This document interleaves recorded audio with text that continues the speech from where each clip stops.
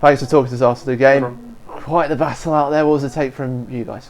I don't think you can even call that one for the purists today. We probably have 2 weeks now of the 2 storms coming in, and it's a battle. But I think getting 10 points out of those 2 games is quite impressive effort.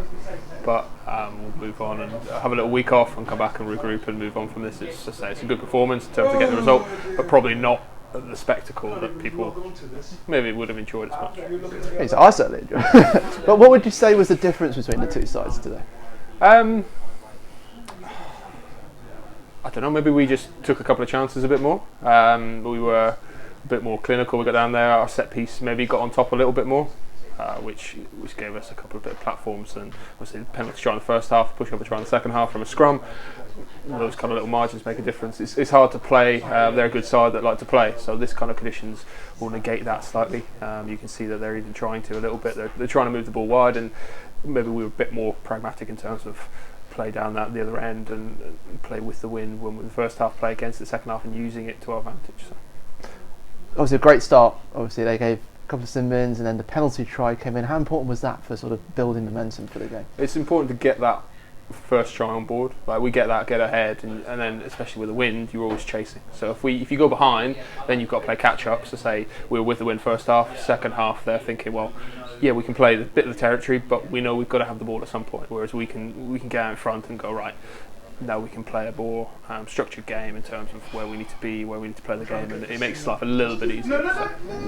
As well, there was the sin-bin period obviously in the second half, but there was some monumental defence really coming in from Park. What was the mentality from you, for yourself as a vice captain, Joe Moreau? What are you saying to the guys to get them motivated for that? It goes on that simple kind of game plan again, that in these kind of conditions you don't want the ball at some point, so you just give them the ball, put it down there and let them run back, and then just make your tackles. And make your tackles. If you can get someone on the ball, you can slow it down, great, but if not, put pressure on the skills, get off the line and try and sort of, you've got one out runner. If they want to move the ball, great, we can keep coming, we'll hit behind the gain line and do that. So it's probably that kind of thing, just sticking together. Jimmy's been working a bit of the defence of connecting and making sure that we make a decision, we all stick with it and we go with it and keep that pressure.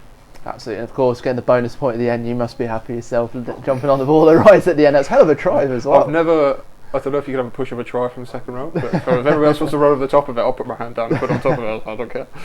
I mean, that's a summary as well of the work that the Pack did today. It seemed like they did some great work today, especially in those conditions. Well, I think we've worked hard on our scrum, a few little things just in terms of what we need to do, and that probably the last few weeks, the last home game here, we had a good day. Again today we've had a very good day. So it's hopefully coming to the fore that we can sort of move on with that, and that becomes even more of a weapon than it already is. Week off now, then off to Chinner. That's going to be a big game, top 4 battle up. Yeah, we've had a few targets, and now we've got these little blocks. So we've got a 3-week block and then a week off. Come back in for a couple of weeks, week off. So we have set little targets for them, and now obviously the focus goes straight on to Chinner. And that's going to be another tough battle going up there, and the way they're coming through, they've got a good squad and they're playing well at the moment. So. Yeah, we'll have a nice week off. I think that's good for the boys to rest and get away and switch off, but then we'll be straight back into it and focus on that when we're back. Absolutely. It's the last question. I mean, obviously Richmond now, I think now the point has now been gained on them now, 6-point difference, but is it starting to sort of come into, you talk about targets, is that starting to come into, it's obviously the big game coming in March as well? Yeah, but that is pointless if, say, we go to Chinner and don't perform. If we go up there and get it handed to us, we're taking a step back from Richmond, so that Friday night game becomes a nothing game. That's wrong. It's not a nothing game, but it puts less on it. If we can go up to Chinner, get a result, keep the pressure on Richmond, that then puts it onto that game. So we won't be looking past Chinner when we get back until sort of the Saturday afternoon, Saturday evening after that.